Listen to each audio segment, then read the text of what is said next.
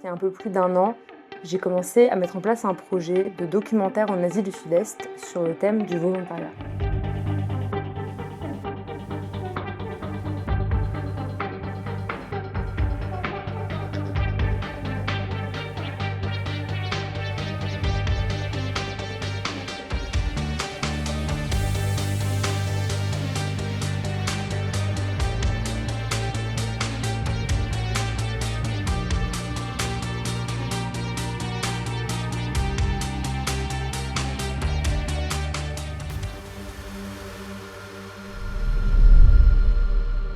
Je voulais effectuer moi-même un volontariat. Je suis en école d'ingénieur et donc pour avoir mon diplôme, il faut que je passe un certain temps à l'étranger. Donc ça, c'était le projet initial, faire du volontariat pendant 1 an dans différentes associations, dans différents pays d'Asie du Sud-Est. Comment est-ce qu'on en est arrivé aujourd'hui à ce documentaire ?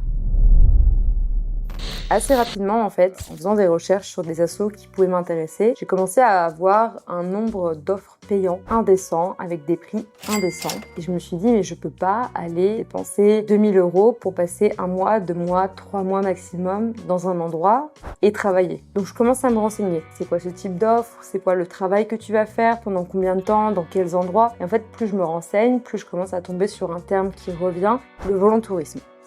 Donc c'est la contraction entre volontariat et tourisme. Le principe, c'est des gens, certes, remplis de bonne volonté, mais qui payent des milliers d'euros à des agences pour aller sauver le monde.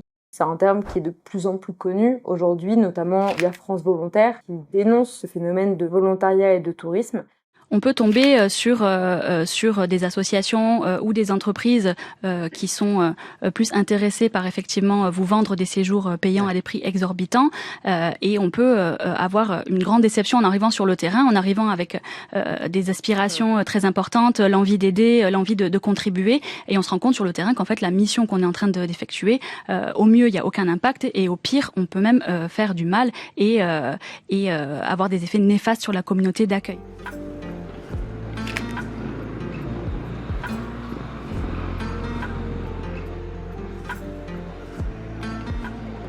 Je commence à me renseigner, là on est en été 2023 à peu près, et moi je me renseigne donc pour l'année d'après. Je commence à me dire que j'ai pas envie de payer pour faire un volontariat, donc je commence à chercher des offres qui sont bénévoles, où je vais pas payer, mais on va pas non plus me payer.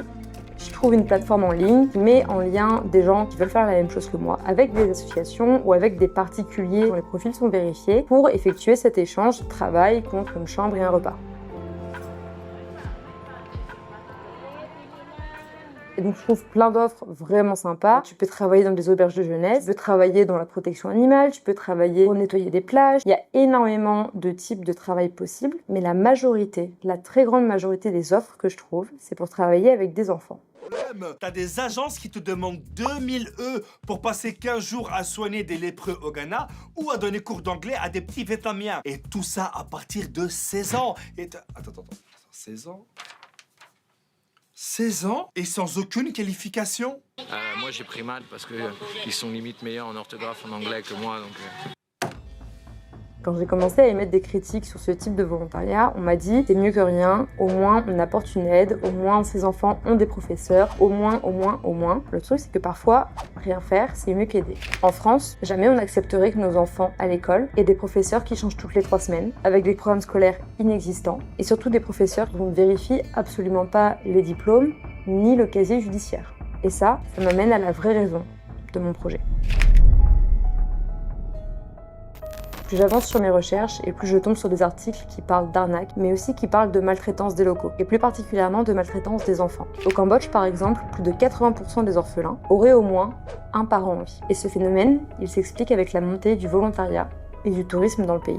En fait, il y a des personnes qui se sont rendues compte que lorsque les volontaires venaient aider, ils étaient prêts à payer, parce qu'ils sont là pour une bonne cause. Parce que nous, occidentaux, on a souvent un niveau de vie bien plus élevé que dans des pays d'Asie du Sud-Est ou d'Afrique subsaharienne, où on retrouve le même problème. Ça veut dire qu'on va plus facilement donner de l'argent pour une cause qui nous tient à cœur. Donc aujourd'hui, il y a des personnes qui vont chercher des enfants dans des familles pauvres, qui vont parfois les acheter, parfois les enlever, parfois mentir aux familles pour qu'elles leur laissent leurs enfants. Ils vont les placer dans des orphelinats. Dans ces orphelinats, les enfants sont souvent maltraités, mal habillés, pour que les volontaires aient pitié d'eux, qu'ils puissent donner plus d'argent à l'orphelinat.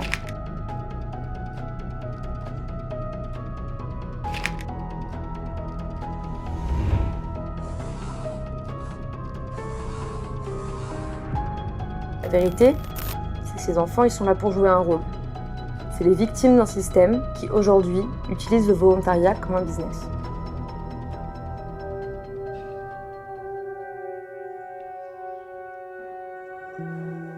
At that time, I was just so naive. I just bought into the story that going to an orphanage and visiting kids and volunteering is a great thing to do and makes you a good person.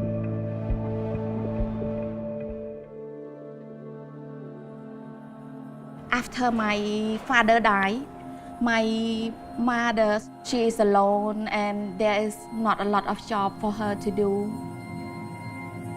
I was 9 years old when I first entered the orphanage. There is a guy, a monk, and he talked to my mother saying his place can take care of us. I remember the day that I went to the orphanage. They show me the place to sleep, the kitchen, give us some good clothes and new shoes. I was very happy. And every day there is a lot of foreigner, donor, sponsor come to the orphanage.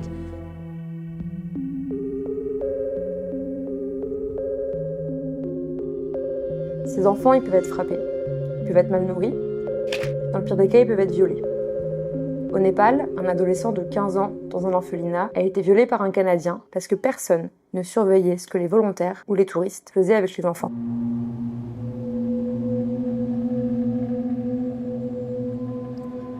When I was raped by the director of the orphanage,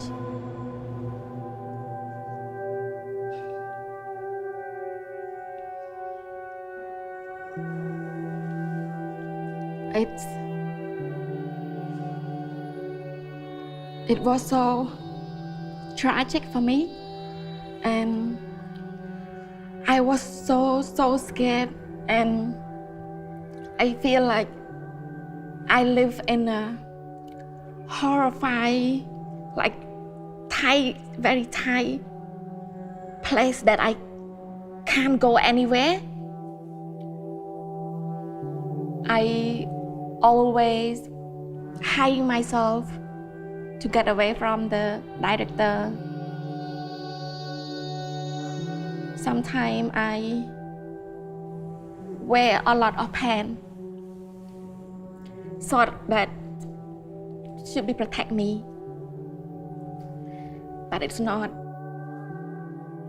Ça, c'est vraiment le pire cas. C'est vraiment la pire chose que j'ai pu lire sur le volontariat et sur ses dérives. Mais ça existe. Ça existe, et si on n'en parle pas, ça va juste s'amplifier. Alors, il y a des gens qui en parlent très bien. Il y a des lois qui ont été promulguées comme en Australie. Il y a des gens qui se battent pour que ce phénomène cesse.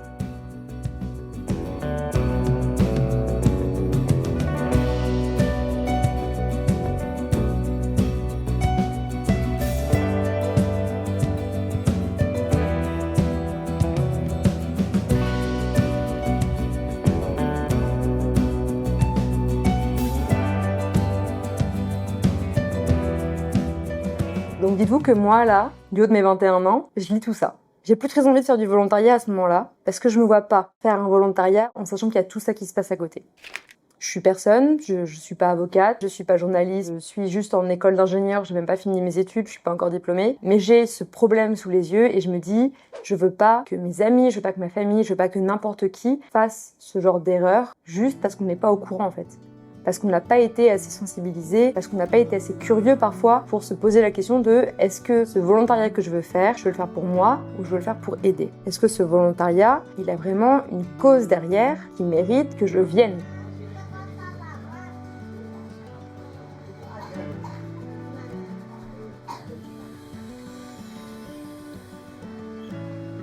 C'est beaucoup de questions qui font pas plaisir à entendre. Et on n'a pas envie de se les poser parce que le volontariat, normalement, c'est fait pour aider. Je pense que vous avez remarqué, je parle uniquement de volontariat et pas de voyage humanitaire. Ça, j'en parlerai plus en détail dans une prochaine vidéo, mais il faut absolument pas confondre les deux termes. Déjà, voyage humanitaire, en soi-même, c'est très bizarre. On parle plutôt de mission humanitaire. Parce qu'aller construire une école au Togo, c'est pas un voyage humanitaire. Aller donner des cours d'anglais à Bali, c'est pas un voyage humanitaire. Donc il y a une vraie distinction à faire entre une mission humanitaire et un volontariat. En fait, à ce moment-là, je me retrouve juste avec énormément de questions. Des questions du style, comment je fais pour trouver une association qui soit fiable? Comment je fais pour être sûr que le travail que je vais effectuer sera utile? Comment je fais pour savoir si je suis censée payer ou non? Est-ce que je suis censée être payée pour faire un volontariat? Et puis combien de temps est-ce que je peux rester? Est-ce que je dois rester 2 semaines ou est-ce qu'il faut que je reste 2 ans? Et en fait, toutes ces questions-là, j'ai pas trouvé forcément beaucoup de réponses. Et comme j'avais déjà décidé de faire une année de césure, comme j'avais déjà une caméra et que j'avais déjà envie de voyager, je me suis dit que j'allais voir sur place.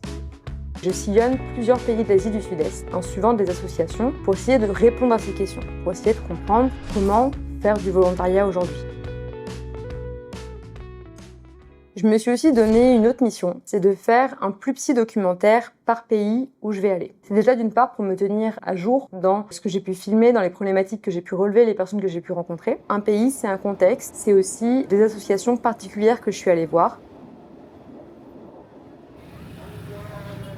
C'est aussi pour vous tenir à jour. Je suis pas toujours très douée pour ça, mais j'essaye.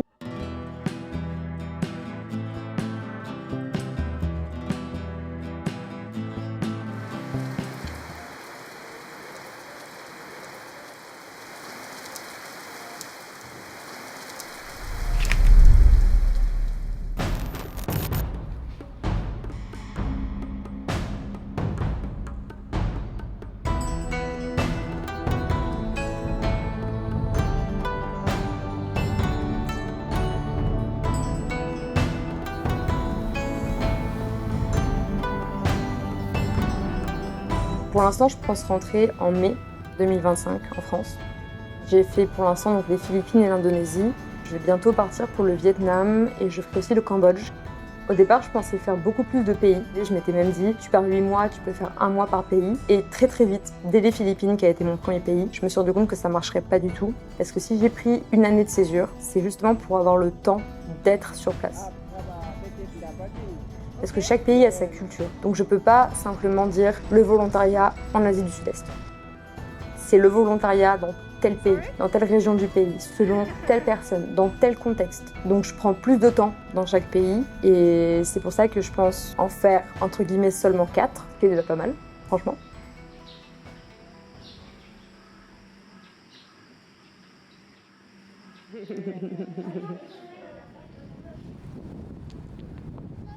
Les 2 choses qui pourraient m'arrêter, la première ce serait l'argent, parce que je finance ce projet uniquement sur mes économies.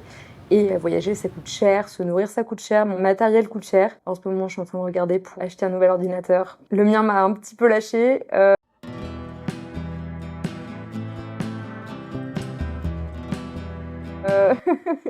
C'est compliqué, c'est compliqué. Et la deuxième chose qui pourrait faire que je rentre plus tôt, c'est simplement la charge mentale, entre guillemets, parce que je suis quand même à l'autre bout du monde. Je suis pas vraiment toute seule parce que je rencontre plein de gens et je parle assez souvent avec ma famille, mes amis. Mais voilà, c'est quand même un contexte assez particulier. Donc ce seraient les 2 raisons qui feraient que ce projet s'arrête plus tôt.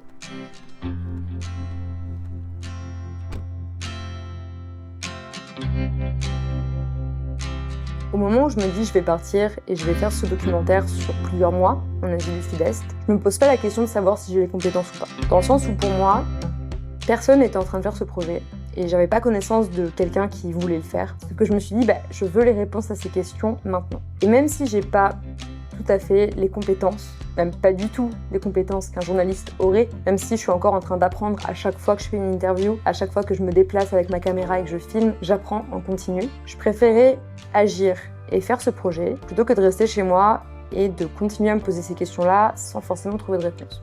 Donc c'est vrai que parfois je me cogne à des problèmes que je pense une personne qui aurait fait des études de journalisme n'aurait pas rencontrés. Des problèmes de débutants en fait, tout simplement parce que je suis débutante. Et c'est terrible à admettre parce que je déteste ça, mais je suis débutante sur le sujet. Donc même si je présente ce projet comme un documentaire, quand même c'est un challenge de faire un documentaire. C'est pas, pas facile. Donc j'espère que ce sera un documentaire à la fin. Je pense que ce sera un documentaire à la fin. Maintenant, il faut juste que j'arrive à faire en sorte que mes compétences soient au niveau de mes attentes. Et ça prend du temps. Ça me prend la tête aussi, parce que quand c'est pas le cas, ça veut dire que j'ai des interlocuteurs en face qui me prennent au sérieux, qui me considèrent comme une journaliste, qui prennent le temps de répondre à mes questions comme ils le feraient avec une journaliste. Et moi, Il faut que j'assume et il faut que je leur propose un contenu qui soit de la même qualité qu'un journaliste l'aurait fait. Donc là-dessus, je pense que c'est le plus dur pour l'instant, c'est d'assumer, en fait. Assumer que, ouais, j'ai voulu faire ça, il faut que je sois compétente, en fait.